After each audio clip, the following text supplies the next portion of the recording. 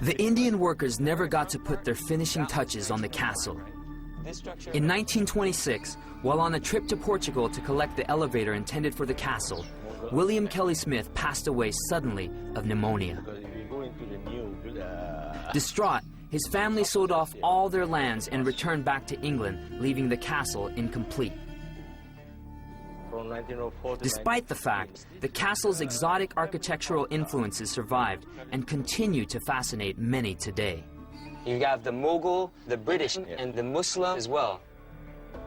Here we've got the original bricks, and further up here on the archway we've got a crescent moon and stars, an indicator of the Muslim influence that is here in this castle, which indicates to me that William Kelly Smith was a very well-traveled man and was a man ahead of his times in terms of pioneering this kind of mixed architecture influences. Smith made his fortune at a time when the state of Perak was still largely undeveloped. Banks were scarce, and security was a serious concern for many businessmen. To protect his family, he built special features into his castle to hide his wealth, as well as to escape from armed robbers.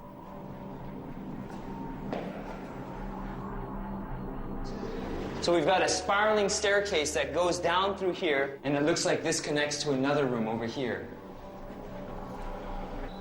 Now we move into William Master Room. You see any unusual thing about this room? No, not in this room. I don't see anything in particular. Nothing here either. What is this room over here? This is the bathroom.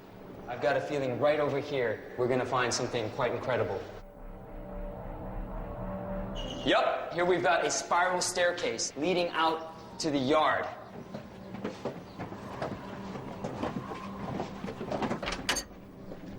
Oh, wow.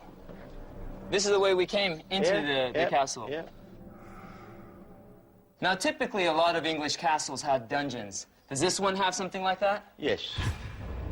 Kelly's castle contained several underground dungeons where Smith was said to hide his wealth.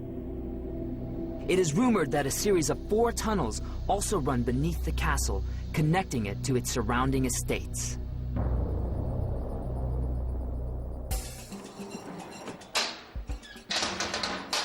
This is supposed to be the wine cellar. It looks like he did a lot of entertaining.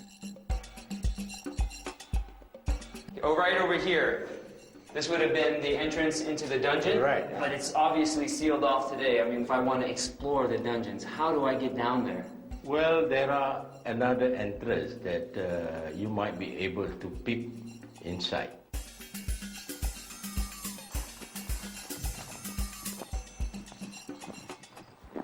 This doesn't exactly scream, I'm a tunnel. We've got a set of stairs leading down in here. If I start digging here and unearthing this dirt, I'll probably find a series of steps going down.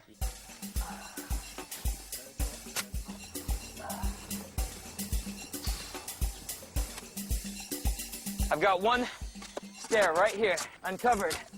Oh.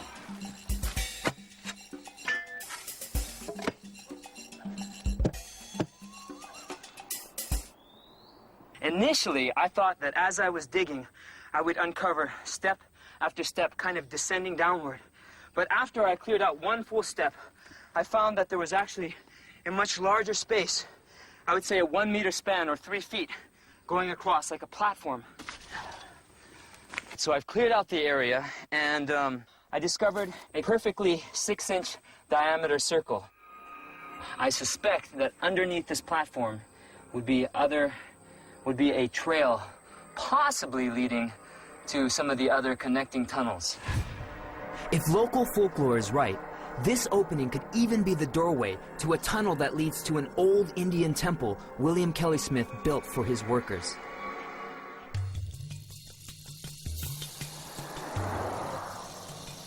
A sign of Smith's influence remains on the temple's rooftop amongst Indian gods. It's a small but important reminder of the impact he's had on the local community and Ipoh's long history.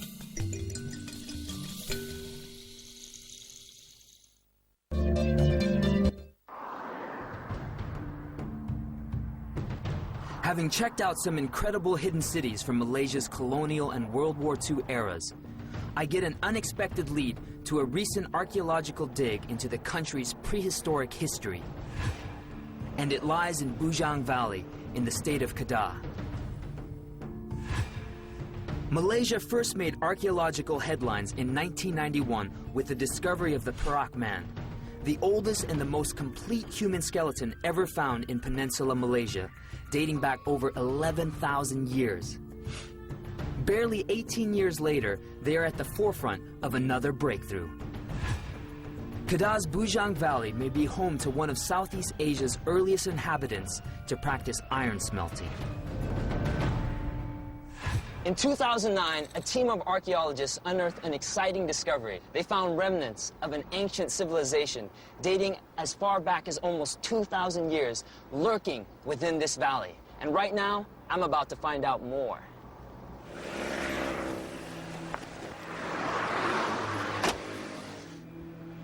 I meet up with Dr. Mokhtar Saidin, head of the archaeological team in Bujang Valley.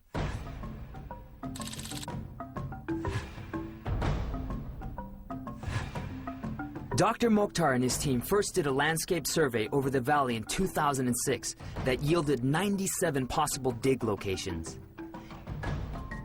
In 2009, the team started excavation on only 10 of these sites and made an incredible discovery. 2 iron smelting furnaces and 3 jetties that likely helped transport the iron dating back to 2nd century AD. Dr. Mokhtar believes that this iron-smelting civilization may have been on an ancient trade route that predates even that of the Silk Road in China. This is the first site we excavated in 2009, where we found the structure of platform jetty just nearby the old Sungai Batu River. Up from this hill, you seem to have a flat surface up here, right? Yes. And so most likely this was a loading, unloading dock. Yeah. And then we see the natural contour of the land. Yes. Leading into the river. Yes. So this is kind of where they would have maybe Yeah. The step from down the boat. Yeah. And then Yeah. unload Yeah. and Yeah. load. All right, so this river back in the day would have been Yeah. a much larger river. Large river. This is just 1 meter. But before it's 100 meter away. Depth is about 20 meter. And this jetty is the first one we found in Southeast Asia. It really show the function as a transportation base. Dr. Mokhtar suspects that the new site near this ancient jetty may be another iron smelting furnace. The team needs to collect more relics to verify this.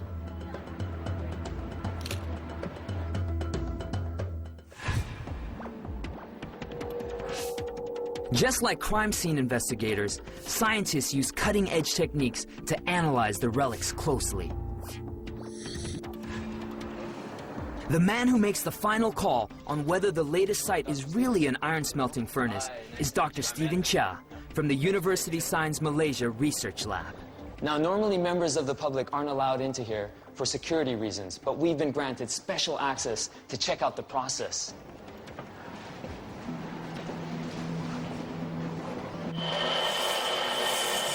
What they're working on now are rock samples taken from ancient bricks at the suspected iron smelting furnace in Bujang Valley.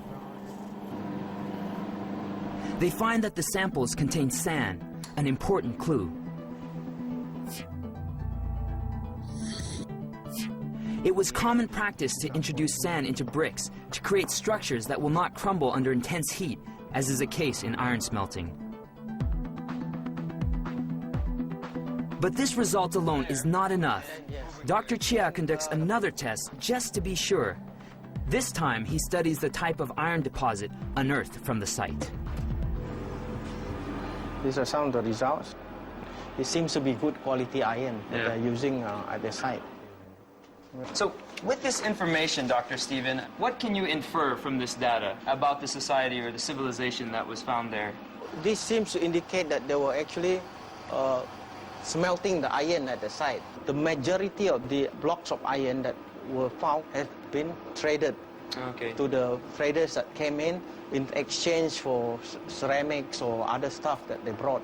So they had basically like, they had the natural resources, right, around them, and they were able to manufacture it there, as well as export it yes. out. Oh, okay. My intuition is that most of these people have actually brought the technology knowledge here, and then maybe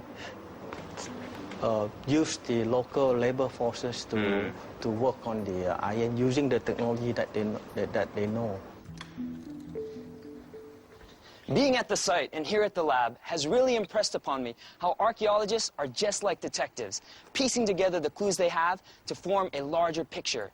I mean, just imagine, over 2,000 years ago in Bujang Valley was a city that has been lost to us in time. But today, researchers are retelling the stories of their ancient ancestors. In many ways, I've also played the role of detective in my journey through Malaysia, uncovering forgotten prisons and forts in Penang, At a higher advantage. retracing lost battlefields in Ipoh from the Second World War, even unearthing the secrets of a tragic English castle. I've seen an entirely different side to this Southeast Asian paradise. And while my adventure here is over, I'm pretty sure Malaysia and its hidden histories will continue to surprise us.